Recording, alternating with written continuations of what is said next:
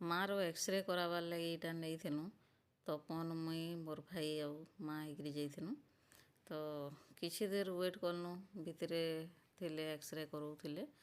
ଆଉ ଫିର୍ ମୋର୍ ମାଆର ଏକ୍ସରେ କରାବାର୍ ଲାଗି ଡାକ୍ଲେ ହେଲେ ମୋର୍ ଭାଇକେ କହିଲେ ଯା ମା ସାଙ୍ଗେ ଟିକେ ମାନେ ଆଣ୍ଠୁର ପଛଆଡ଼େ କିଛି ଗୋଟେ କଭର୍ କରବାର୍ ଥିଲା ଆଉ ଆଣ୍ଠୁର ଏକ୍ସରେ କରବାର୍ ଥିଲା। ହେଟା ଭାଇ ବି ଯାଉଛେ ସାଙ୍ଗେ। ଆଉ ଏକ୍ସରେ କରିକିରି ଯେନ୍ତା ବାହାରିଲା କି ଆମର୍ ତପନ ଟାଟା ଗ୍ଲୁକୋଜ୍ 3-4ଟା ଧରିଥାଏ ବେଲେ ମାଆକେ ଦଉଛେ। ତ ହେଇନେନ ଫାଡ଼ିକିରି ପିଇବାର୍କେ କରୁଥାଏ ମୋର୍ ମା। ମନା କଲି ପଛେ ପିଇବୁର ବୋଇଲି। ଆକ୍ଚୁଆଲି କେହି କିଛି ଖାଇ ନେଇଥିନୁ, ରାସ୍ତାନେ ନାସ୍ତା କର୍ମା କହୁଥିନୁ। ତ ଏଇଟା ରିଟର୍ନ ହେଲା ବେଲେ ଇଟ୍ଲି ଟିକେ ଖାଇ ପକଉଛୁଁ। ବେଲେ ମୋର୍ ମା କେନ୍ଟା ଖାଏବାରେ ନି ଖାଏବାରେ ଜାନେନି, ଆଉ ଖାଇ ଖୁଆ ଦଉଥିସି ଟିକେ।